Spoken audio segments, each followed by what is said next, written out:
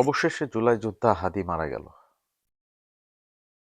যে হাদি আর হাজারো জুলাই যোদ্ধার প্রত্যক্ষ অবদানে একটা স্বৈরাচার বিদায় নিতে বাধ্য হয়েছিল, আজ তারাই অনিরাপদ। এই বাস্তবতা শুধু বেদনার নয়, এটি একটি ভয়ঙ্কর রাজনৈতিক ব্যর্থতার দলিল। জুলাই আন্দোলন কিন্তু কোনো হঠাৎ বিস্ফোরণ ছিল না।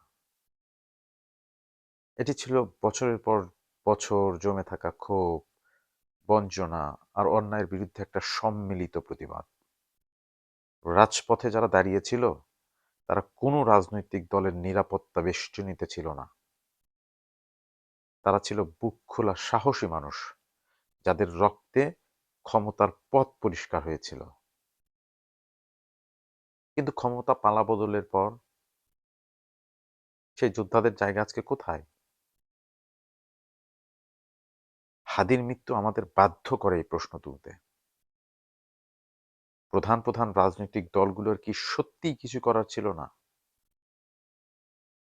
নাকি তারা ক্ষমতার হিসাব নিকাশে এতটাই ব্যস্ত ছিল যে মুক্তিদাতাদের নিরাপত্তা, তাদের মর্যাদা, তাদের ভবিষ্যৎ হয়তো তাদের অগ্রাধিকার তালিকায় জায়গা পায়নি?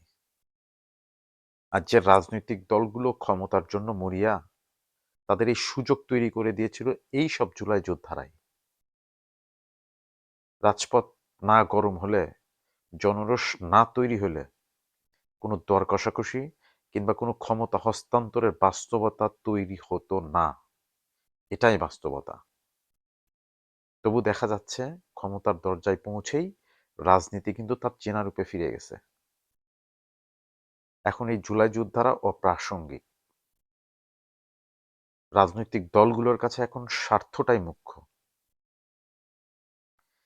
এটি কোনো একটা দলের ব্যর্থতা না, এটি পুরো রাজনৈতিক সংস্কৃতির দেউলিয়াত্ব, যেখানে আন্দোলন দরকার হলে তরুণীরা অগ্রভাগের সৈনিক,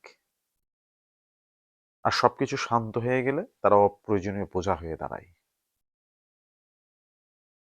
হাদির মৃত্যু তাই কেবল একজন মানুষের মৃত্যু না, এটা একটা প্রশ্নবোধক চিহ্ন।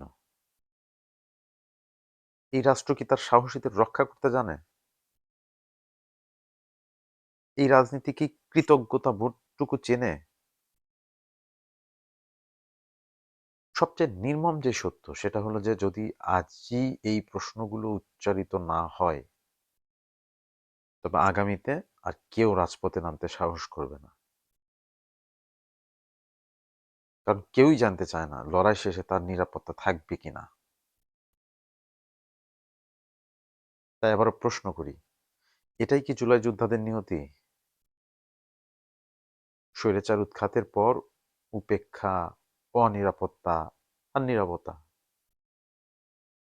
এই প্রশ্নের উত্তর কোনো আবেগী শোক বার্তার নয়, উত্তর দিতে হবে রাজনৈতিক সিদ্ধান্তে, দায় স্বীকারে এবং দৃশ্যমান উদ্যোগে। নইলে ইতিহাস একদিন খুব নির্মমভাবে লিখবে, যাদের কাঁধে দাঁড়িয়ে ক্ষমতায় যাওয়ার স্বপ্ন দেখা হয়েছিল, ক্ষমতা পাওয়ার পর তাদেরই ভুলে যাওয়া হয়েছিল। হয়তো এটি বাংলাদেশ বলেই সম্ভব।